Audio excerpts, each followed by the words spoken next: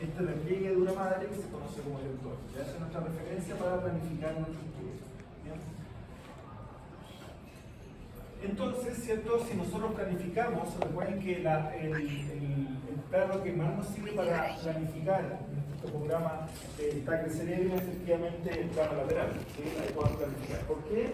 Porque ahí podemos tener la referencia de seguir con una línea que sea que es la radiación que siga paralelo al tentorio. Obviamente, como esta es una radiografía, aquí no vemos el tentorio, pero tenemos una referencia, ¿sí? Respecto a la línea órbito-meatal. Nosotros angulamos 8 a 10 grados, ¿ya? Y obtenemos, ¿cierto? Una línea que pase paralela al tentorio. ¿Bien?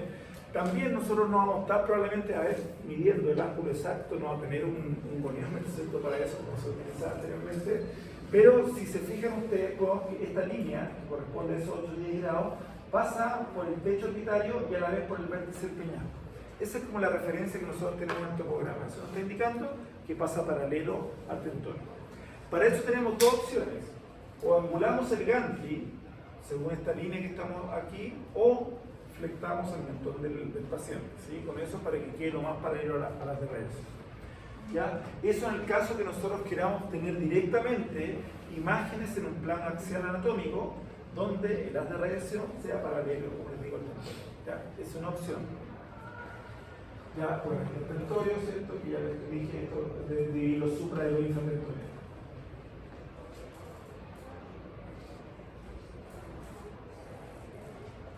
Vamos a ver, ¿cierto? Yo no me voy a meter en esto que mi anatomía, que ustedes yo entiendo que reconocen, ya se les puede ir preguntando, ya la anatomía, ya como tampoco ciertas patologías que las pasan muy rápido, porque para eso tienen otra asignatura, entonces si no mucha información. Pero hay ciertas estructuras anatómicas que ustedes no tienen que confundir como condición patológica, ¿ya? Como por ejemplo esto que estamos viendo aquí atrás. Ciertas zonas como erosionadas que se ven ahí dentro del hueso están afectando la tabla interna del hueso en una región que está paralela o continua o vecina a lo que son los senos venosos. ¿A qué podrán corresponder entonces esas erosiones que vemos en el hueso? Si en el fondo están siguiendo, están solamente afectando la tabla interna, están afectando el diplé, no la tabla externa, y están siguiendo el seno venoso. ¿Qué puede ser eso? Entonces que se dé como si hubiese una lesión, pero eso no es lesión. Eso corresponde a la relación de Pacchioni. Ya la relación de Pacchioni, la absorción del líquido cefalorraquídeo, ya, y por lo tanto, ¿cierto? Porque eso va relacionado al seno venoso. ¿Ya? Entonces, relaciones de Pacchioni.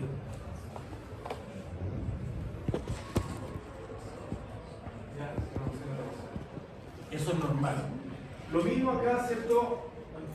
Esto que está acá, esta estructura lineal que se da acá, que podría parecer como una fractura, ya, pero si estamos que en el cráneo, es un cráneo de un paciente de pocos meses de vida, ¿cierto? Eso corresponde a una sutura, ¿cierto? Y recuerden la sutura que va aquí en la parte frontal. ¿Sí se acuerdan cómo se llama la sutura? ¿Cómo dijo de Pacchioni que era? Claro. Granulaciones o vellosidades aranioidales, son tienen los dos nombres, ya te lo mismo. ¿Ya? Entonces ahí se produce la reabsorción del líquido cefalorraquídeo. Eso entonces es una condición normal. Esto otro también, sutura metópica, acuérdense, los recién nacidos, ¿cierto? Esto es una condición normal, no es una fractura, ya para que lo tengan claro. Estos que están acá son espolones óseos que a veces se forman cierto a nivel de la protuberancia occipital, del hueso occipital, por lo tanto también es normal. Todas esas condiciones, insisto, son consideraciones que uno tiene que tener. Lo mismo estas líneas que aparecen acá, ¿cierto? Todas estas líneas que se ven acá son básicamente suturas que están a nivel de base de cráneo, ¿cierto? Y no confundirlo, por lo tanto, con fracturas, ¿ya? También existe como anatomía normal, que nosotros vamos a ver muy frecuente en el cerebro, estas densidades mayores que aparecen, por ejemplo, a ese nivel que está ahí, pues que está ahí, ¿cierto? Corresponde a una calcificación, que es la glándula pineal que está calcificada. Ya un porcentaje importante de la población, más del 70% de la población tiene la glándula pineal calcificada. El tercer ojo, que le dicen, ¿cierto? Más esotérico, ¿cierto? Tiene que ver con la glándula pineal, ¿bien? Entonces, está calcificada. ¿Eso no es patológico? No es patológico. Todas estas calcificaciones que le estoy diciendo son normales. También, ¿cierto? Es normal esta calcificación. Esto que está acá son los plexos corroídeos. Ya los plexos corroídeos también tienden a calcificarse y es una variante anatómica. Y lo que vemos acá en menor grado, pero que también ocurre, ¿cierto? Es una calcificación acá que vemos bilateral a nivel del globo pálido. Ya el globo pálido también se puede calcificar como una menos frecuencia, pero como una variante, no como una condición patológica. Lados del cerebro también puede estar calcificada, etc. Si nosotros tenemos calcificado, por ejemplo, que no aparece acá, arterias, puede estar la pared calcificada, eso ya no es una calcificación normal, ¿no es cierto? Al fondo es una placa que se está formando, y ahí que vamos a ver también a nivel vasos carotídeos, por ejemplo, a nivel cerebral, eso ya es una condición patológica, pero una condición patológica crónica, ¿ya? Por tener calcio no es que el paciente está grave, no, es una patología lenta, avance lento, ¿ya? Entonces, estas condiciones, todas esas son anatomías, son variantes anatómicas. Calcificación de los ligamentos petroclinoideos también, ¿cierto? Es calcificaciones normales o variantes anatómicas. Si ustedes se fijan acá, nuevamente aparecen estas calcificaciones, plexos coroides, dijimos que es una variante anatómica, pero aquí aparece otra densidad mayor y aquí otra densidad mayor que está en zonas distintas a las que dijimos que son calcificaciones que se consideran normales, ¿ya? Pineal, plexos coroideo, o del cerebro, globo pálido, ¿sí? Ligamentos petroclinoideos, variante anatómica. Pero lo que estamos viendo acá es una calcificación que está en esta parte relacionada a la tabla interna del hueso, ¿ya? Y probablemente esto sea una lesión, un meningioma que se tiende a calcificar en algunos casos. Eso ya es una variante, no es una variante, sería un tumor benigno, un meningioma. Y en este caso lo que estamos viendo esto es sangre, ¿cierto? Entonces no tenemos que confundir esto que es normal con esto que sí es anormal, ¿sí? ¿Por qué esto, si es un estudio sin contraste, lo vimos en la clase pasada, por qué se ve denso si está sin contraste? ¿Se acuerdan? Hay un sangramiento, por lo tanto, ¿por qué se ve denso si no estamos poniendo contraste? No, si es antiguo va a disminuir la densidad. En una etapa aguda se ve denso. Agudo, ¿cierto? Agudo, ¿por qué? Porque están saliendo glóbulos rojos del vaso, ¿cierto? Y la concentración de glóbulos rojos hace que se vea una densidad mayor, ¿ya? Eso claramente también es anormal. Bien, entonces esa consideración hay que tener en un estudio que estamos hablando sin contraste. Otra forma de adquirir el estudio del cerebro, ¿cierto? Es si usted tiene efectivamente un TAC multicorte, ¿ya? Y por lo tanto, en nuestro topograma nuevamente lateral, nosotros vamos a planificar el estudio. ¿Se acuerdan que nosotros hacíamos angulando el gantrio o qué sé yo? Aquí lo podemos hacer en 0 grados, ¿sí? Es decir, no angulamos el gantrio, no angulamos la cabeza del paciente, ya, y lo adquirimos en 0 grados. Pero, como al médico le interesa por un tema anatómico, tener el corte axial anatómico, que es paralelo al tentorio, luego en la reconstrucción multiplanar, nosotros le damos el ángulo. ¿Okay? Si nosotros le damos el ángulo en la reconstrucción multiplanar, puede ocurrir que si nosotros partimos normalmente, como se hace un TAC de cerebro, partiendo desde justo 1 centímetro bajo la base cránea y terminando arriba en el vértex, ¿sí? Si partimos justo de esa parte, de esa de base de cráneo, al angular en la reconstrucción, fíjense lo que pasa con esta línea, que está pasando por tejido, y aquí no hay tejido, hay aire, porque partimos muy cerca de la base.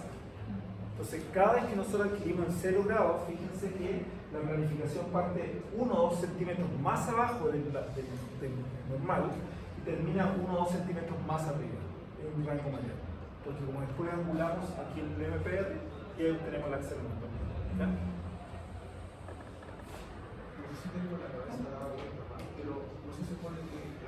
Sí, no, es así, es para el otro lado. Esta línea tiene que ser así. Sí. Aquí hay un ejemplo más. No tiene la cabeza más.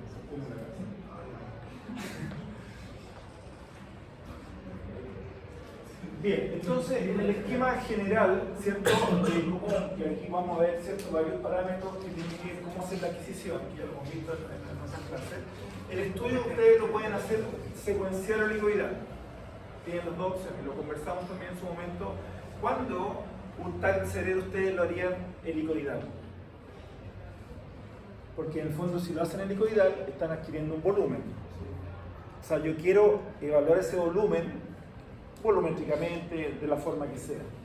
Entonces, ¿para qué tipo de patología probablemente evaluar un volumen sea necesario en el cerebro? Trauma, yo quiero ver el hueso, aparte del tejido cerebral, y quiero verlo por lo tanto en 3 dimensiones, etc. Por lo tanto, en trauma, si el paciente viene por TEC, el estudio lo vamos a hacer helicoidal. ¿Ok? Si el paciente viene por un angiograma cerebral o evaluación vascular, ¿cierto? Arterial o venosa, el estudio lo vamos a hacer secuencial o helicoidal. Acuérdense que aquí queremos evaluar la arteria y la arteria nosotros después la vamos a reconstruir en un volumen, por lo tanto tiene que ser helicoidal, ya, helicoidal. Si el paciente viene por una craneosinostosis, creo que es la craneosinostosis, ¿se acuerdan? Ahí se recoge las suturas craneanas en los niños, ¿ya? Y por lo tanto lo que se quiere evaluar efectivamente es el cráneo y la sutura, ¿sí? Por lo tanto también lo vamos a hacer helicoidal. Cuando nosotros queremos hablar parénquima cerebral, propiamente tal, es decir, tejido cerebral, porque hay una lesión ahí, es indistinto. Idealmente es mejor hacerlo secuencial, porque no hay interpolación, etc. ¿Ya? Entonces, el helicoidal secuencial va a depender de cuál es por qué le pide el estudio del paciente. Aparte del trauma de tiempo, muchas veces craneosinostosis, ¿cierto? Angios, estudios musculares. Esos son en el fondo, en esos casos sí o sí tiene que ser helicoidal. Si es otra patología de parénquima, ustedes definen, ¿lo hago secuencial o lo hago helicoidal? ¿Ya? Teniendo en cuenta que el secuencial para el corte del parénquima es mejor porque no hay interpolación, ¿cierto? Para el tejido cerebral. ¿Ya?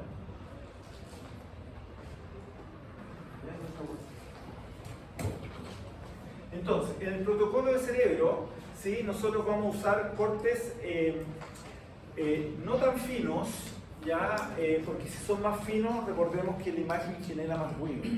Y si nosotros queremos ver sustancia gris, sustancia blanca, la resolución que estamos enfatizando es resolución de contraste, ¿ya? Por lo tanto, va a ser un corte un poco más grueso, cercano a 2,5 milímetros. Si ustedes se fijan acá en equipos más antiguos, que son estas dos primeras columnas, decía infratentorial, supratentorial. ¿Ya? Infratentorial es un poco más fino para evitar volumen parcial, ya las estructuras que están contenidas en la fosa posterior, y supratentorial, que nosotros queríamos diferenciar sustancia gris y sustancia blanca para que hubiese menos ruido, el corte era más grueso. Entonces se planificaba un grupo infratentorial, corte más fino, y uno supratentorial más grueso. En los equipos actuales multicorte, ustedes adquieren, como dijimos, un único bloque. Y ese bloque obviamente tiene los mismos parámetros. Esos parámetros son más cercanos a 2,5 milímetros, ¿ya? Entre 2,5 y 3 milímetros, ¿cierto? Generalmente se estudia eso. Dijimos que los equipos multicorte podíamos adquirir en 0 grados, no es necesario angular el gantrio, ¿cierto? Pero luego en la reconstrucción nosotros angulamos, ¿sí? Siguiendo paralelo al tendón. Eso es para el plano axial anatómico. ¿Qué pasa si nosotros, que en la actualidad también lo hacemos, queremos tener un plano coronal anatómico? ¿Cómo obtendríamos el plano coronal anatómico en el MPR? ¿En qué nos tendríamos que fijar? Porque dijimos que tenemos el tejido cerebral, ¿cierto? Que lo estamos viendo en un plano sagital como anteriormente, y nosotros queríamos una línea, ¿cierto? Que de alguna forma pasaba paralela al tentorio, ¿cierto? Y ahí obteníamos un axial anatómico. La pregunta entonces ahora es cómo de este volumen o de esta información en el MPR nosotros podemos tener un coronal anatómico. La línea referencial, ¿por dónde va a pasar? Paralela. ¿Cierto? Aquí mi super dibujo, ustedes lo entienden, ¿cierto? Pero acá en esta parte vamos a tener el tronco encefálico. Por lo tanto, el coronal anatómico es paralelo al tronco encefálico. ¿Ok? Y el sagital anatómico es más fácil, ¿cierto? Línea media, ¿cierto? Paralelo a la línea media. Entonces, con eso nosotros podemos tener los 3 planos anatómicos. Y esos son los que finalmente evalúa el médico viendo la imagen cómo se ve anatómicamente. ¿Ya? Si nosotros entregamos un ángulo distinto, sobre todo en el axial, distinto al axial anatómico, eso no se ve parecido. El médico nos va a llamar. Va a decir, esto no es el axial anatómico. Entonces tenemos que fijarnos en estas líneas referenciales para reconstruir. ¿Ya? Y no nos va a llamar. ¿Cómo así como les digo yo tan suavecito? Uy, está mal. Entonces, el scanfo que vamos a usar es un scanfo pequeño porque el cráneo es pequeño, ¿cierto? Por lo tanto, el scanfo pueden ser los detectores activos en el plano X. Un KB 120 y en algunos casos puede ser 140 cuando nosotros queremos hacer un estudio de cerebro que se llama con énfasis en fosa posterior. A veces nos piden TAC de cerebro con énfasis en fosa posterior. ¿Qué quiere decir eso? Que el estudio que estábamos haciendo con un grupo bloque, vamos a luego reconstruir un estudio multicorte, cortes más finos, con un FOB distinto, ¿ya? Solamente en la fosa posterior. ¿Por qué? Porque hay patología, hay un neuronoma acústico, etc. ¿Ya? Entonces, en esos casos le damos énfasis a la fosa posterior solamente, y ahí, ¿cierto? Si el estudio ha dirigido eso, podríamos adquirirlo con corte con KB de 140. El índice de ruido, pues, si van a usar modulación de corriente, que es lo ideal con un índice de ruido, ojalá bajo 5, ya, o sea, muy bajo el índice de ruido, porque lo que queremos acá es tener una muy buena resolución de contraste para diferenciar sustancia gris. De FOB, acotado el diámetro del cráneo, generalmente la mayoría de los pacientes entre 20 y 23 centímetros me cubre el cráneo, ¿cierto? El de FOB, acuérdense, el de FOB es lo que les pegamos en la pantalla. Algoritmo de baja frecuencia o estándar, ¿ya? Cuando enfatizamos fosa posterior, ahí también podemos reconstruir con un algoritmo de alta frecuencia, que nos puede partir la estructura ósea de la fosa posterior. Bueno, y los tiempos de rotación del tubo va a depender. Si el estudio es para un paciente que vamos a hacer un estudio del parénquima cerebral y que el paciente es un paciente ambulatorio que probablemente nos coopere, lo correcto es usar un tiempo de rotación del tubo de 1 o más segundos. ¿Por qué? Por eso tenemos más tiempo de toma de datos. ¿Se acuerdan? Teorema de Enquist, más datos, mejor calidad de imagen. ¿Ya? En cambio, si el estudio lo vamos a hacer en un paciente que no nos coopera porque es por trauma, porque es por niño, o un niño, etc., el tiempo rotacional lo vamos a disminuir. Si el estudio es helicoidal, tengan siempre presente un estudio helicoidal, nunca en un estudio helicoidal podemos usar un tiempo de rotación de 1 segundo o más. Siempre tiene que ser menos, porque acuérdense que la radiación es continua.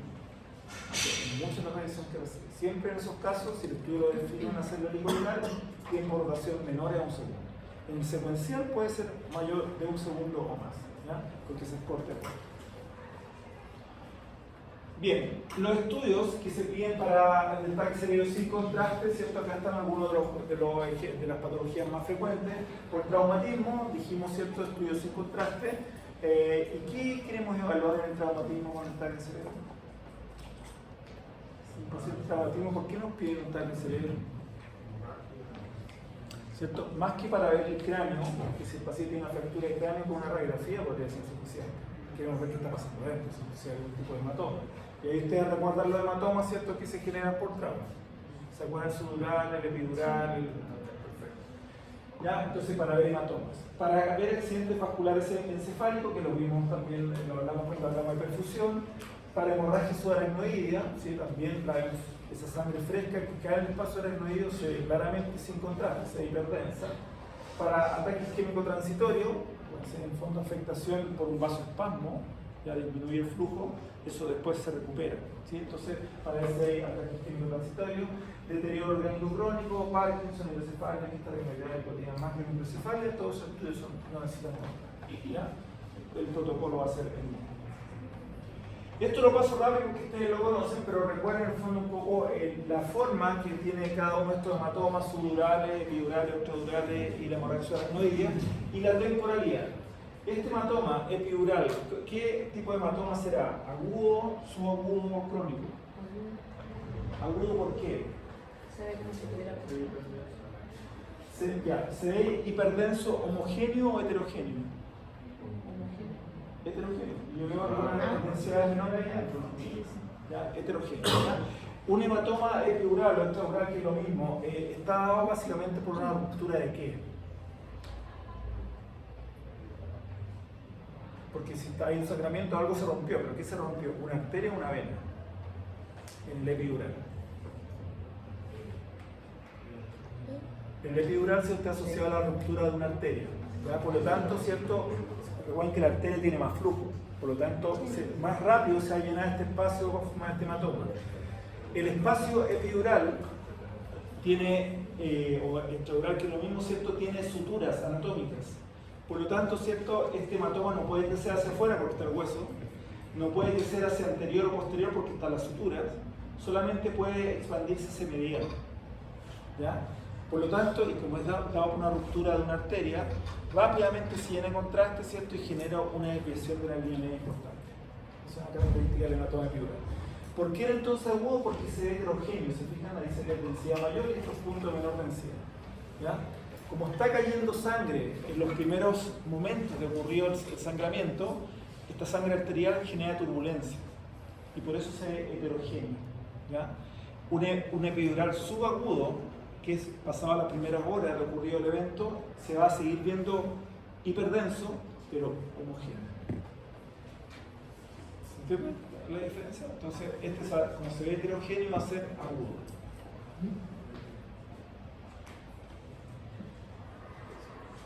El hematoma subdural, en cambio, tiene esta forma, ya porque aquí no hay suturas, ya, y por lo tanto el hematoma se puede desplazar hacia anterior y posterior, ¿cierto? Por lo tanto, no tiende a generar, si bien genera de línea media, no en forma tan aguda como el epidural, ¿ya? ¿Qué es lo que se rompe en este caso cuando hay un hematoma subdural? ¿Qué estructura vascular? Es vena, ¿cierto? Por lo tanto, el flujo es menor y el hematoma, ¿cierto?, crece más lento que el hematoma epidural. Y ahí también hablaba de temporalidad, ya en el fondo este que se ve hiperdenso va a ser como agudo y esto va a ser más bien crónico, ¿cierto? Está acá. Se lo paso rápido porque ustedes lo conocen, así que no me detengo mucho.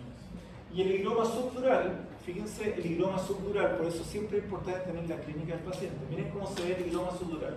¿Lo ven o no? No lo ven. No me cambia.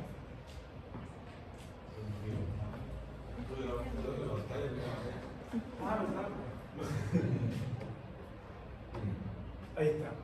El higroma subdural, se fijan que se ve igual que el hematoma subdural crónico.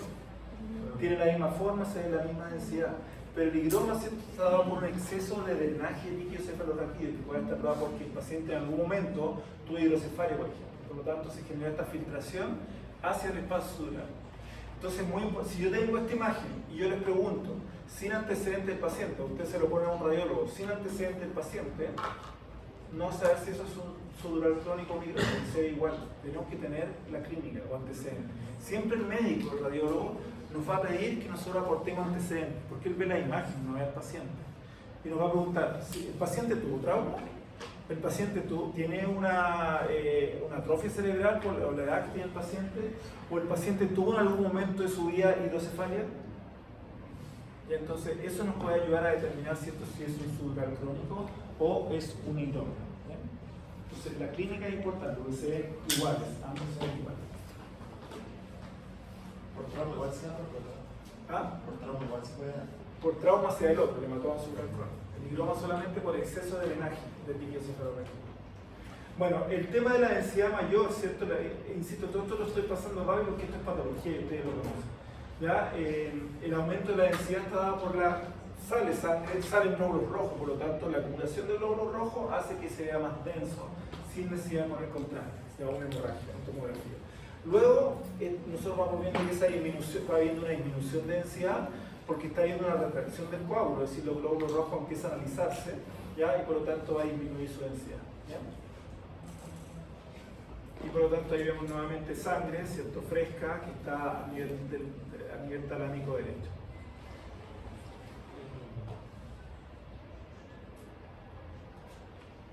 Nosotros podemos medir esto siempre nos pide el médico, lo vimos en la clase anterior, ¿no?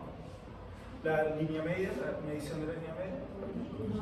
La línea media, ¿cierto? En el fondo nos permite, siempre nos van a pedir, sobre todo estos pacientes de urgencia, si tienen una masa, si tienen un hematoma, si tienen un sangramiento, si tienen un tumor, etc. Puede generar muchos de estos hematomas o tumores una desviación de la línea media para tratar de compensar el tejido. Entonces siempre el médico, el neurólogo, el neurocirujano nos va a pedir la desviación de la línea media.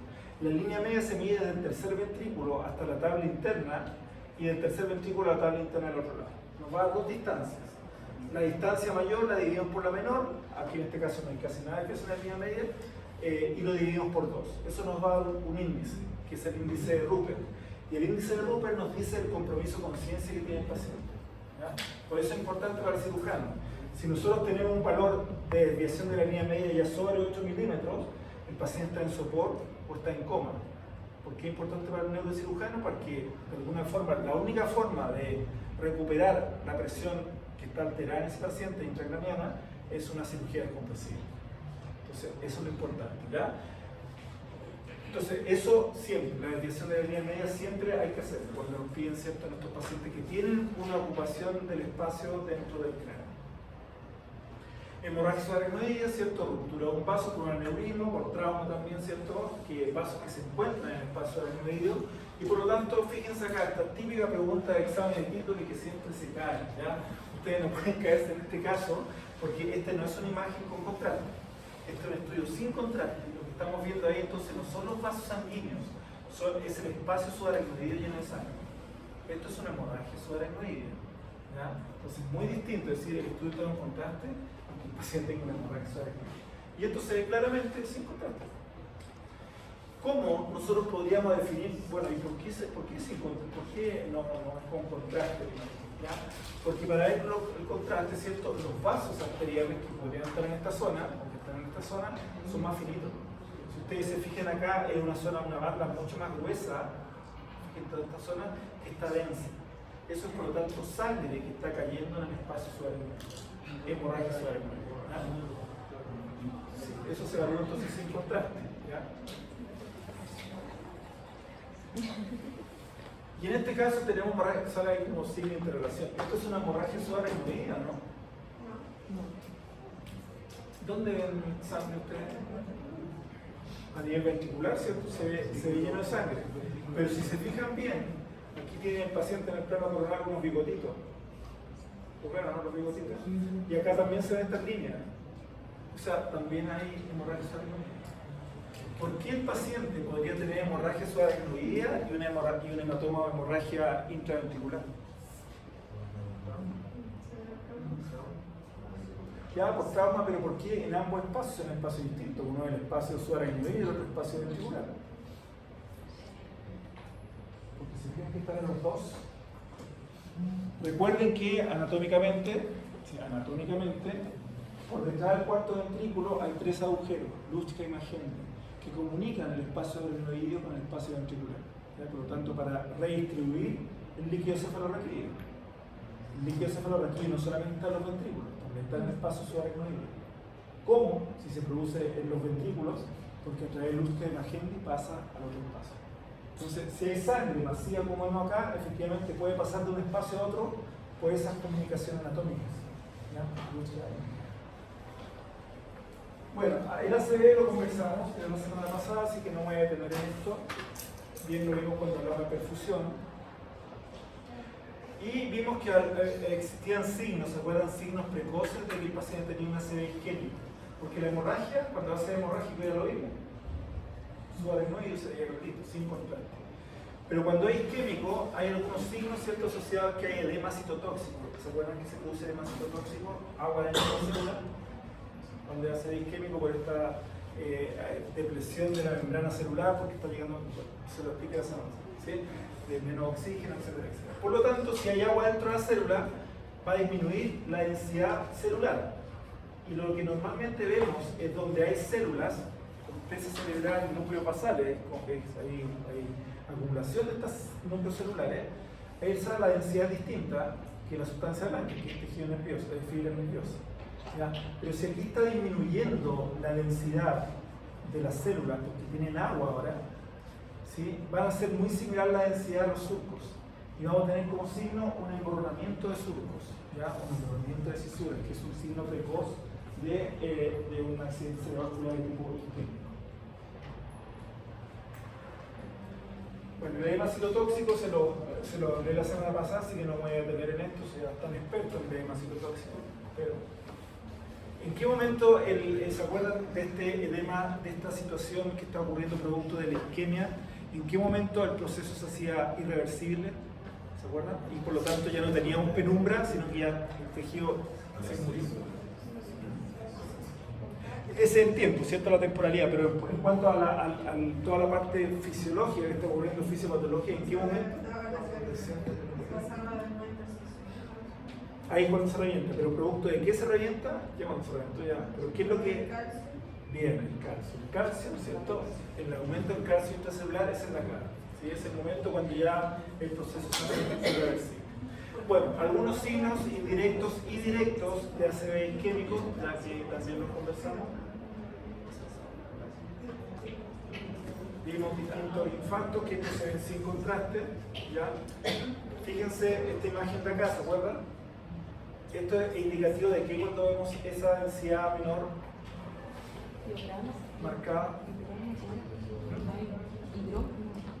cuando tenemos esa densidad menor en un paciente que tiene un ACV isquémico, esto es indicativo de que entonces infarto. O sea, ahí ya es irreversible, ¿cierto? Cuando lo vemos claramente, ¿cierto? Y por lo tanto, esta disminución de densidad que vemos claramente acá está asociado dentro de ese proceso físico-patológico que vimos aquí. ¿Por qué hay menos densidad? Tan marcada. ¿Qué es esa densidad más baja?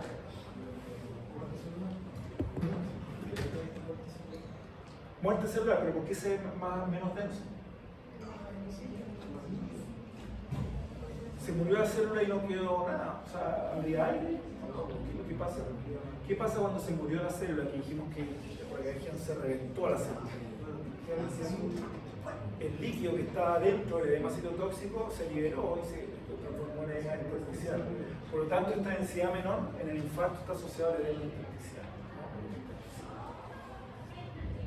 Bueno, en tomografía sin contraste nosotros podemos evaluar los sitios de hipoperfusión, ¿no?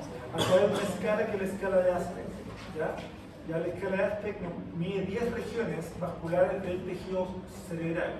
Y lo que hacemos para medir esta escala es obtener dos cortes axiales. Uno a nivel del núcleo basal y tálamo, ya que en el fondo tenemos concentración de sustancia gris y por lo tanto una perfusión mayor, y un corte superior al corte vestibular lateral. Con esos dos cortes se miden 10 regiones, ya regiones, cierto, que aquí están marcadas, que están asociadas a vasculatura distinta. Cada una de las regiones, perdón, está asociado a esos segmentos arteriales, ¿ya? En forma de circulación de la célula. Y por lo tanto nosotros medimos en cada una de esas 10 regiones si hay una hipointensidad y una hipodensidad o no, ¿ya? Una puntuación de 10 significa que el TAC es normal, o sea, no hay ninguna zona de esas 10 regiones que esté con una hipoperfusión, ¿ya? Si tenemos menor puntaje, por ejemplo, un aspect inferior a o igual a 7 se asocia a una mortalidad elevada y mala recuperación funcional. Es decir, hay 3 regiones de las 10 que se miden que están con afectación, ¿ya? Y el paciente probablemente va a quedar con un daño importante. Obviamente, la puntuación de 0 implica que estas 10 regiones están afectadas, ¿cierto? Y es una lesión masiva. Lo que implicaría que probablemente la parte proximal de la arteria es la que se ocurrió. Por lo tanto, todas esas regiones están afectadas. Pero son puntajes absolutos. Son puntajes en fondo. Sí. No. Son absolutos. Es decir, si en esa región aparece una zona hipoperfusionada, eso es lo que viene, nada. Si hay una zona hipoperfundida, nada. Una medición sino que visual. Visual, claro. Bueno, estudios sin contraste, dijimos las causas porque se pide un estudio sin contraste. Pero si ustedes se fijan acá, en esta imagen, que tenemos mucha luz, pero no ¿pueden apagar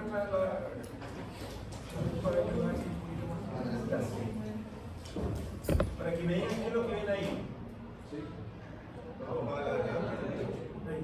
Eso, muchas gracias. ¿Qué es lo que ven acá, en esta imagen? ¿Qué les llama la atención en esta imagen? Porque esto es lo que ustedes, uno en la práctica, define. Al paciente le pidieron un TAC de cerebro sin contraste, que es el caso que está acá. Eso es lo que le pidieron al paciente. Pero ustedes se encuentran con esta imagen. ¿Qué les llama la atención? El lado izquierdo siempre tiene unas zonas de menor densidad, ¿se fijan? Todas zonas de menor densidad. Y que esas zonas de menor densidad están solamente donde hay sustancia blanca. Porque se fijan que tiene como prolongaciones. Y esas prolongaciones están limitadas por la sustancia gris. Quiere decir que ese líquido solamente está en la sustancia blanca. Es decir, es líquido o edema que está fuera de la célula. Es extracelular. Entonces, ¿qué tipo de edema va a ser extracelular también cerebral? Intersticial, pero es producto de un infarto, de fibrilación infartada, porque la sustancia gris es normal. ¿Ya? Entonces, ¿qué otro tipo de edema es extracelular sin afectación de la célula? Vasogénico. El citotóxico es el edema dentro de la célula. edema vasogénico, ¿cierto? Entonces este edema está afuera, está la sustancia blanca, y la causa del edema vasogénico son dos. Se produce por una alteración de la barrera hematoencefálica, puede ser la barrera hematoencefálica, ya una filtración selectiva, porque las células están muy unidas, las células endoteliales, entonces deja pasar alguna sustancia nomás en la barrera hematoencefálica. ¿Qué ocurre en la edema vasogénica? Esta barrera hematoencefálica, sus uniones estrechas se separan, ¿ya? Y por lo tanto pasan proteínas y eso arrastra agua, y el agua cae en el intracelular. Eso puede ser esa alteración de la barrera hematoencefálica porque hay trauma, o sea, una fractura puede llegar a un edema vasogénico, o porque hay tumor. Un tumor elimina factores transudativos que se llaman, que estas separaciones, estas uniones estrechas de la barrera, las separan. Por lo tanto, arrastra proteínas y sale agua. Entonces, edema vasogénico o por trauma o por tumor. Si el paciente acá no tiene antecedentes, porque nosotros le preguntamos de que tuvo una caída, una fractura, lo que sea, trauma, esto es indicativo que el paciente puede tener un tumor. Por lo tanto, este estudio por sí solo, a este paciente, si no tiene, insisto, ambulatorio, no tiene antecedente de trauma, en la cabeza obviamente, esto tenemos que complementarlo con contraste. Porque lo que vemos acá es solamente el edema vasogénico, pero no estamos viendo el tumor, ¿ya? Entonces, en caso de tumores, ¿cierto? Nosotros tenemos que complementar con contraste. Lo mismo, ¿cierto? En el caso de malformación arteriovenosa, ¿cierto? Obviamente con contraste. En el caso del edema vasogénico, ¿existe clínica llevar a ese nivel de crecimiento? ¿Cómo, perdón? Si existe clínica, Claro. llegar a ese Sí, nivel de crecimiento. porque recuerden que este líquido está cayendo en el espacio extracelular donde hay fibras nerviosas. Por lo tanto, está ocupando un espacio. Si ocupa un espacio, claro, va a aumentar la presión intracraniana. Si aumenta la presión intracraniana, ¿cuál va a ser el síntoma del paciente probablemente? Dolor de cabeza. Por eso que a muchos pacientes por cefalea les piden TAC de cerebro. ¿Ya? Ahora, no es que el paciente que tenga cefalea tiene un tumor, ¿cierto? Un 10% más o menos tiene un tumor. Pero en el fondo hay que descartar que sea por estrés, porque lo más probable es que la cefalea sea por estrés. ¿Ya? Pero hay que descartar estas cosas. Entonces, el edema vasogénico está asociado, dijimos, a tumores, a traumas, ¿cierto? Vasogénico, extracelular, entonces dijimos tumores cerebrales, trauma cerebral, alteración de la barrera hematoencefálica, ¿ya? Entonces, TAC cerebro con contraste en el caso de cefaleas. ¿Cuáles cefaleas? Porque tenemos cefalea aguda y cefalea crónica, ¿cierto? La cefalea aguda, es decir, la que tiene un origen reciente y que el paciente le genera síntomas que no lo dejan hacer muchas cosas porque es muy dolorosa, muy complicada el paciente, es una cefalea aguda.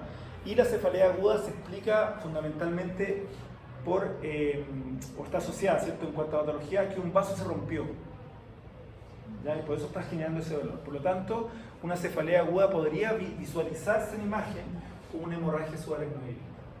Y para la hemorragia subaracnoidea dijimos, ¿es necesario el contraste? Lo veíamos sin contraste claramente. Entonces, cefalea aguda, el estudio es sin contraste.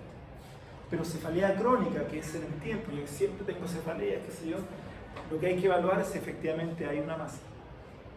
¿Ya? Y para eso ponemos contraste. Entonces, cefalea aguda sin contraste, cefalea crónica con contraste. ¿Bien? Sospecha de tumor, obviamente con contraste, absceso, que está más descrito, metástasis, vasculitis, síndrome vertiginoso, pacientes con enfermedad inmunosupresora y patologías vasculares, todos esos estudios obviamente van a ser con contraste. ¿Sí? En el caso de los tumores primarios, que también lo voy a pasar rápidamente porque esto ustedes lo conocen mejor que yo, los tumores a nivel del sistema nervioso central, ¿cierto? La mayoría de ellos, cuando son primarios, es decir, tienen su origen en tejido nervioso, la mayoría son de tipo gliales. Entonces, las células gliales son células de soporte, células de nutrición, células productoras de mielina. Algunas de esas células gliales. Los oligodendrocitos producen mielina. La mielina, acuérdense que ayuda en la transmisión eléctrica, ¿ya? Por lo tanto, si nosotros atendemos a un paciente y el paciente tiene una clínica de síndrome convulsivo, es decir, hay una alteración eléctrica en la conducción, ¿cierto?, de la señal, el paciente, ¿cierto?, puede tener y tiene una masa tumoral, lo más probable es que sea un oligodendroglioma, porque tiene la clínica asociada a una afectación de la conducción eléctrica. o sea, eso es lo oligodendrales. Y ese es un tipo de célula, como de célula bacteriana. Ahora, de los tumores que afectan el sistema nervioso central, los más frecuentes, si tomamos el total de tumores, son las metástasis. Pero de los tumores primarios, los más frecuentes van a ser los tumores gliales, como les decía. ¿Ya? Tenemos una condición media penca para estos tumores, porque en el adulto el 70-80% de los tumores son supratentoriales, ¿ya? Y si no son metástasis, o sea, una metástasis es son células tumorales que migraron vía hematógena de un tumor que está en otra parte, y por lo tanto ya está generando, si es metástasis, un tumor muy maligno, ya nada que hacer, es maligno. Si en cambio es un tumor primario que se origina en el tejido nervioso, podría ser benigno o maligno. Pero en el adulto los tumores más frecuentes primarios son los glioblastomas multiformes. El glioblastoma multiforme es un tipo de tumor glial grado 4, o sea, nada que hacer. Tiene una sobrevida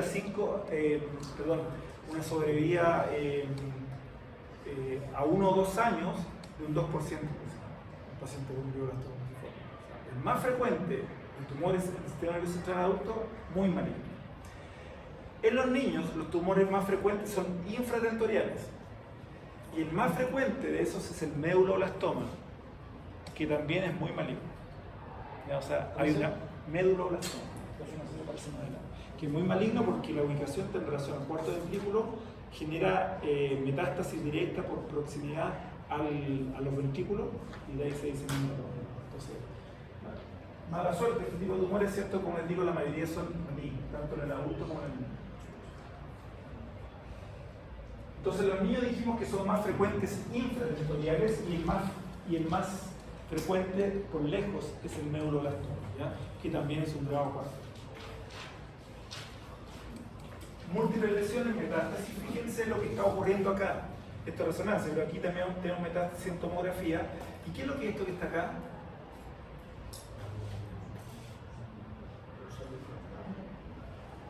Es el edema vasogénico, ¿cierto? Así que lesiones tumorales pueden generar, alteran la permeabilidad de la barrera encefálica y liberan líquido extracelular. O sea, el paciente puede tener una masa, como vemos acá, que está ocupando espacio, para aumentar la presión intracraneana, pero a veces lo que aumenta más la presión intracraneana, más que el tumor, es el edema peritumoral, el edema vasogénico, que está ocupando espacio. Entonces, cefalea crónica se estudia con imágenes con contraste, ya para ver si hay una masa tumoral o algo. ¿Sí? Que, insisto, tengo cefalea, tengo un tumor, no es así. El porcentaje menor de pacientes tiene un tumor, la mayoría es por estrés, pero se estudian con imágenes para descartar efectivamente ese porcentaje de población. Fíjense en la primera parte, las 3 primeras imágenes, que es el TAC de cerebro sin contraste. ¿Qué les llama la atención en esas primeras 3 imágenes? El estudio se hizo sin contraste, ¿cierto? Y vemos que efectivamente están estas zonas de menor densidad de agua en el extracelular, en la sustancia blanca. Edema, podría ser edema vasogénico. Si lo complementamos entonces con contraste, vemos efectivamente que el paciente tenía mucha presión ahí en metástasis. Esas que están ahí, ¿ya? Entonces, por eso la importancia de poner contraste frente a esto, a ver esto sin contraste. ¿Okay? Ahí está nuestro mal amigo, ¿cierto? Glioblastoma multiforme, ya que ahí está el tumor, todo esto es el edema peritumoral, ¿cierto? Fíjense la desviación de la línea media, fíjense que sangra, que tiene calcificación, no, ¿ya? Grado 4, esto no tiene, como les digo, un porcentaje de sobrevida mínimo a 1 o 2 años. O sea, ese porcentaje mínimo de pacientes que a 1 o 2 años sobreviven, a los 3 años, 4 años ya se mueren. O sea, no pasan más de eso el total de la población. Hay un caso emblemático que sobrevivió milagrosamente. Uno, muy conocido. ¿Se acuerdan? No, esto es una cosa, hay un personaje que se llamaba Rafael Garay. Rafael Garay dijo que tuvo un glioblastoma multiforme y se fue a tratar a Europa, ¿cierto? Y después llegó vivo, se recuperó. Fue una estafa piramidal. Nunca tuvo fibroblastóma. Eso es el caso que sobrevivió. No era verdad que nunca tuvo un tumor. Bien, los tiempos de retardo, ¿cierto? Asociados a los estudios, dijimos que si es una angio, ya dijimos cuáles eran los tiempos de retardo, ¿cierto? 14, 16, 17 segundos. El estudio parenquimatoso, el delay que nosotros damos para un TAC de cerebro con contraste es de 90 a 180 segundos. Súper largo, ¿ya? Porque queremos impregnación parenquimatosa, ¿ya? Y con una infusión de 50 ml es más que suficiente, con la alta perfusión que tiene el cerebro. Es decir, lo que el 20% del gasto cardíaco va hacia la cabeza. Entonces, usamos más volumen. Entonces, con 50 ml es más que suficiente. Y en algunos casos de estudios vascular venoso, el delay es de 180 a 300 segundos. Por ejemplo, en el caso de trombosis senos venosos, ya el estudio se hace angiovenosa y el delay que le damos va a ser mayor. Ya hemos pasado 3 a 5 minutos, ya queremos ver básicamente la vena con contraste. ¿Ya? Eso es lo que queremos, así que va a estar contaminada toda la vena. ¿Ya? Y queremos ver si en esa vena hay un defecto de llenamiento que implique que está el trombo. ¿Okay? Bien, seguimos.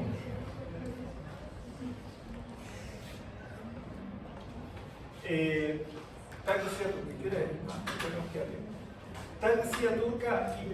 Ok, entonces, ¿cuáles son las imágenes o los planos de reconstrucción para el TAC de cerebro, dijimos entonces? ¿En qué plano se deberían presentar estas imágenes? TAC de cerebro, ¿cierto? El TAC de cerebro. En el caso de cerebro, para terminar eso. Plano axial, ¿cierto? Axial y el axial anatómico. ¿Saben cuál es el axial anatómico? ¿Cuál es nuestra referencia? ¿Angulado respecto a qué?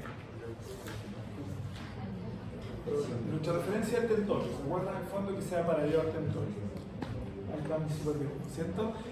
Siempre, por lo tanto, vamos también a reconstruir multiplanar en el plano coronal, donde nuestra línea referencial es paralela a el tronco, ¿cierto? Y en sagital, línea media, ¿cierto? Cisura interhemisférica, línea paralela a eso. Ya siempre vamos a entregar esos tres planos, ojo, tres planos de reconstrucción. No es que vamos a irradiar al paciente 3 veces, sino que en la reconstrucción vamos a ver reconstruir esos tres planos. Bueno, el TAC de silla turca e hipófisis, ¿cierto? Muchas veces nosotros nos van a pedir un TAC de silla turca. En otros casos nos van a pedir TAC de hipófisis. Ustedes siempre tienen que tener claro que son ambas estructuras que tienen que ver, porque una es estructura ósea, la silla turca, y la otra es la glándula. ¿Ya? En tomografía, este es un estudio que se pide no mucho porque se visualiza mucho mejor en resonancia magnética. Pero cuando nos piden tomografía, el estudio, por la limitación de resolución de contraste, siempre el TAC de silla turca o hipófisis tiene que ser con contraste iónico, con contraste intravenoso. ¿Ya? O si no, no vamos a ver la glándula.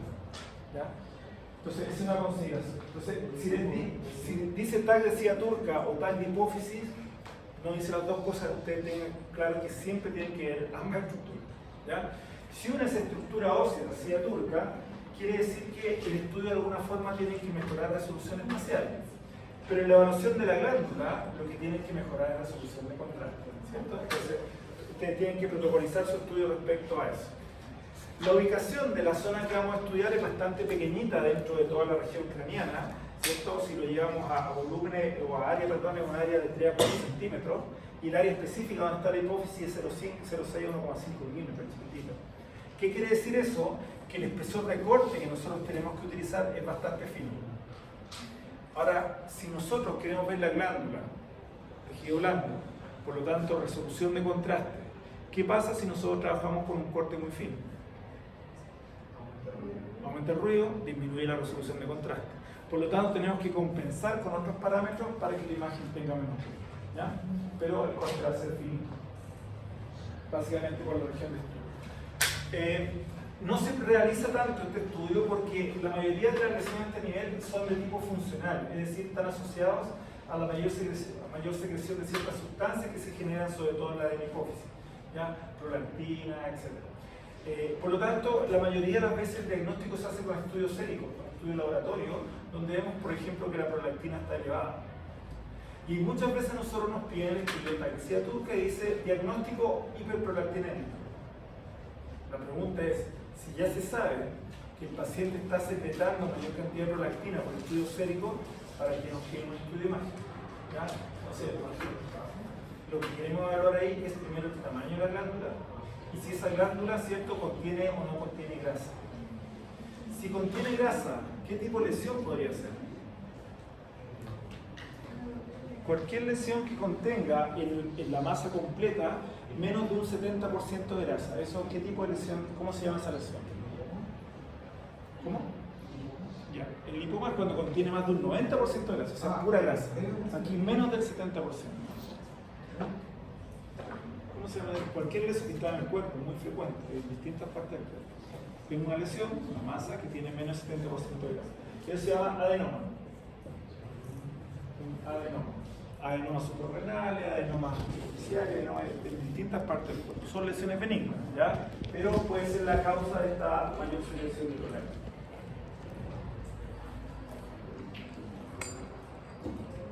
Entonces, si nosotros queremos, por ejemplo, diferenciar, estos son los criterios que nosotros debiésemos ver en esta región. Si nosotros queremos diferenciar la adeno de la neurohipófisis, es decir, la parte anterior de la parte posterior de la hipófisis, en tomografía no podemos. No sé, se ve la glándula, una pelota ahí ya con contraste. No podemos diferenciar. ¿Okay? Si nosotros queremos ver el quiasma óptico, con tomografía tampoco podemos visualizarlo, ya en forma correcta a ese nivel. El tallo pituitario y tejido nervioso y vascular circundante, ahí aparece en amarillo, porque para poder visualizarlo en tomografía tenemos que inyectar contraste. Y por eso que el estudio siempre de silla turca o de hipófisis va a ser con contraste, siempre. ¿Ya? Lo mismo en la diferenciación de la región hipotálamo-hipofisiaria. Para lo que es la silla turca, que es estructura ósea, el contraste nos da lo mismo. ¿Ya? Podríamos verlo muy bien, y de hecho lo vemos muy bien en tomografía, porque uno de los criterios de calidad de imagen mejor logrados en tomografía es justamente la resolución espacial, no la de contraste. Por lo tanto, el hueso, silla turca, lo vemos bien. Y la región de la cisterna supracelular, que recuerden que una cisterna es una dilatación del espacio arenal, por lo tanto tiene líquido cefalorraquídeo, por densidad también se va a ver de buena forma. Entonces, esas son las limitantes. ¿Y qué podríamos ver con tomografía? Es limitado, ¿sí? Y por eso la resonancia, ¿cierto?, entrega más información. Entonces, ¿cierto?, lo que nosotros podemos visualizar con tomografía, primero que nada, es el tamaño de la glándula. Si la glándula mide menos de 10 milímetros, porque la vamos a estar en contraste y podemos medir su distancia, eso no hay ningún problema, podemos hablar de que estamos frente a un microadenoma. Si la masa la distancia o el diámetro de esta masa de la hipófisis, tiene más de 10 milímetros, estamos hablando de un macroadenoma. Por lo tanto, para medir tamaño de glándula, no tenemos problema en tomografía, siempre y cuando estemos en contraste. Por eso es obligatorio que estemos en contraste. Si la glándula está contenida en la silla turca, recordemos que la silla turca, por el tipo de origen de formación condrogénica a ese nivel del hueso, es menos resistente y por lo tanto cualquier aumento de presión puede romper la silla turca, el hueso. ¿Okay? Por lo tanto, si tenemos una glándula que está aumentando tamaño, puede haber un compromiso de la silla turca, del hueso, que se esté erosionando, que esté roto, etc. Y eso el hueso lo va a cumplir. Presencia o ausencia de glándula. A veces puede ser que haya un aumento de presión, sobre todo a nivel, si tenemos hidrocefalia. ¿Ya? El líquido se tiende a distribuir, el líquido cefalorraquídeo. Y las cisternas acumulan mayor cantidad de líquido para tratar de regular esos volúmenes aumentados. Una cisterna es la cisterna supracelular, justo por encima de la silla turca. Si aumenta la cantidad de líquido ahí, está presionando a la hipófisis hacia abajo. Y por lo tanto puede ocurrir un síndrome que se llama síndrome de silla turca vacía, ¿ya? Que al parecer no se ve la glándula en la silla turca, pero es porque el líquido la desplazó hacia abajo y hacia atrás. Se llama un pedacito de glándula chiquitito que está, pero no es que no haya, está apretada porque hay mucho líquido cefalorraquídeo en la cisterna supracelular. Entonces, para ver presencia de glándula también nos sirve, y para la clasificación a algunos tumores que aquí es muy frecuente este nivel, los craneofaringiomas. Entonces, la indicación de silla turca: micro-macroadenoma, pubertad precoz, hiperprolactinemia, tumor hipofisial. De todos estos que están acá, pues todos son con contraste, pero en el caso de la pubertad precoz, es el único estudio, ¿cierto?, que involucra no solamente la región hipofisiaria, sino que la región hipofisiaria y también la hipotalámica. ¿Ya? Entonces, en esos pacientes, el rango de estudio que vamos a explorar es un poco mayor. Hipófisis, hipotalámica.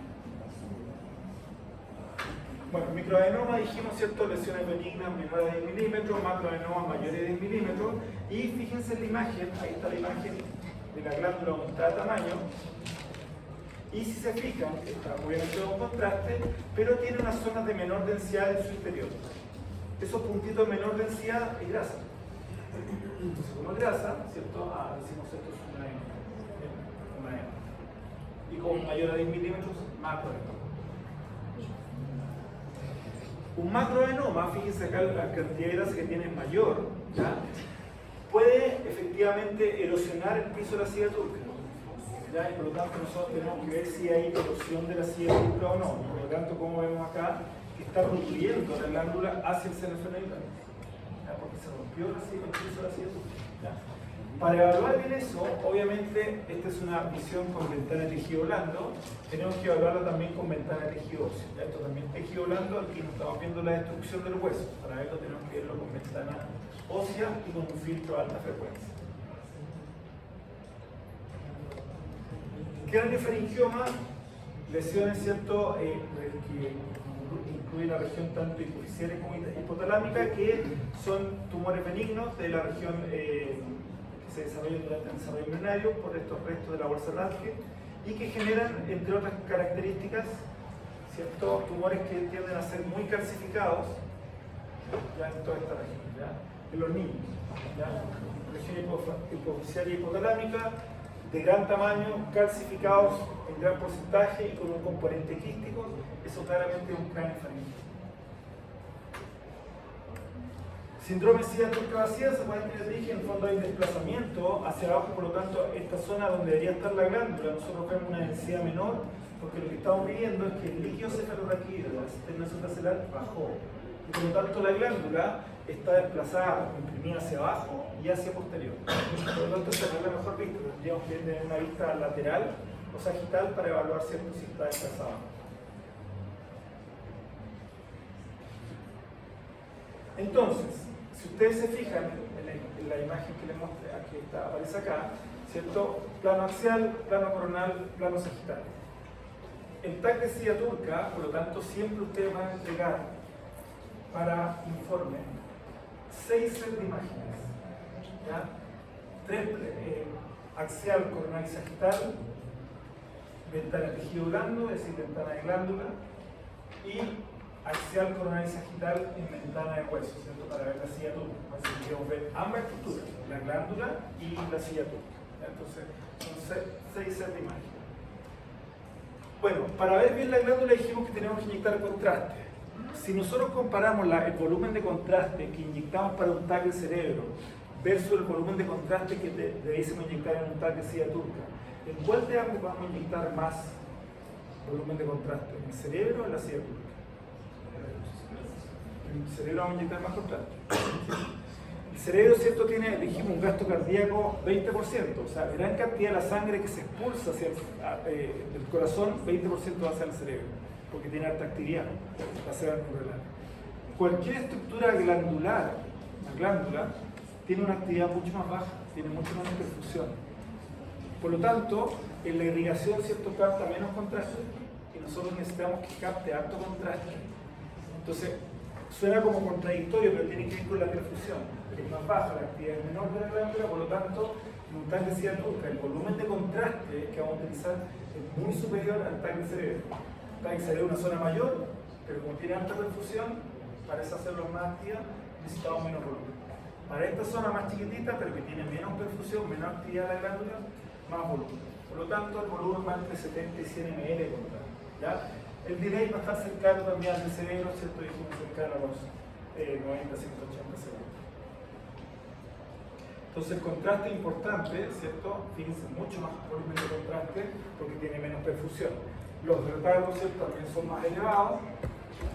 La inyección puede ser manual o automática, ya porque necesitamos inyectarla a una alta velocidad. solo en aquellos pacientes donde el peso corporal es mayor. Acuérdense que para pacificar más estructura inyectamos más flujo. Si un paciente normal puede inyectar un flujo bajo, 2 ml por segundo, que puede ser manual o automática, y en pacientes más grandes, quizá un flujo un punto mayor, 3 ml. Pero el volumen es mayor y el delay también es más grande. Peso corporal, mayor peso corporal. Entonces, el protocolo de silla turca es el siguiente, ¿cierto? Dijimos, estos son equipos más antiguos. Para el equipo multicorte, corte muy finito, ya porque la zona es más pequeña. No necesitamos angular el gantry, como lo vimos, ¿cierto?, en el caso del cerebro, y luego emulamos en la reconstrucción. Un kilovoltaje de 140, ¿por qué puede ser un kilovoltaje 140? ¿Por qué podría ser importante aquí un kilovoltaje mayor para esta región en particular? Porque estamos estudiando, ¿cierto?, una glándula que está contenida dentro de la estructura ósea, la silla turca. Y por lo tanto, si tenemos menos energía, al pasar por el hueso puede generar artefactos de endurecimiento. Y la glándula no la vamos a ver bien. Eso vamos a ver el kilovoltaje. ¿Ya? Modulación de corriente, ¿cierto?, de foco muy pequeño, porque solamente queremos ver la región de la silla turca, nada más. Un filtro de baja frecuencia en la evaluación de la glándula y un filtro de alta frecuencia en la evaluación de la silla turca.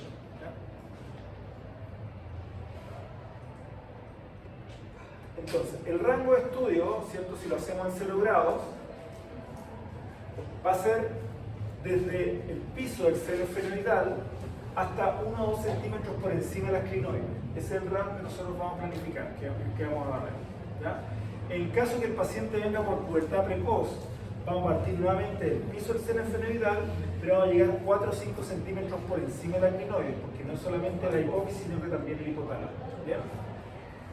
Y en las reconstrucciones, nosotros vamos a reconstruir coronal, ¿ya? Ahí está el rango para el axial, y en coronal, ¿cierto?, 1 centímetro por delante de crinoides anteriores y hacia posterior hasta el clínico. Ese es el rango que nosotros vamos a reconstruir para el coronal. ¿Okay?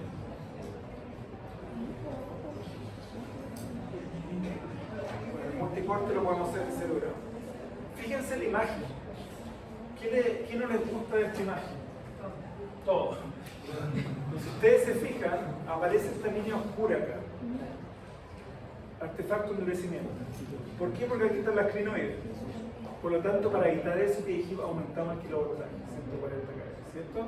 Y la imagen tiene mucho ruido además, ¿cierto? Por lo tanto, tenemos que usar una corriente alta, pero con un índice de ruido bien bajo, para que la imagen tenga más ruido, porque ¿cuál es el otro motivo que la imagen tenga tanto ruido? ¿Cómo era el espesor de corte para estos estudios? Muy finito, ¿sí? Por lo tanto tenemos que compensar con mayor corriente. Entonces, estamos aumentando otra vez, estamos aumentando la corriente, ¿sí? ¿Cómo hacer la dosis para este estudio? Estamos mayor que una P, mayor que la cabeza, estamos aumentando la dosis que recibe el paciente. Pero el rango de estudio es súper pequeñito en el largo, en el Z. ¿Ya? Por lo tanto, si estamos con un equipo multicorte, con 1 o 2 rotaciones cubrimos completo el Z.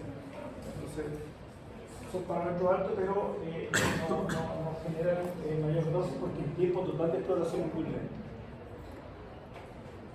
Porque ¿cómo deberíamos ver la silla turca entonces, ¿cierto?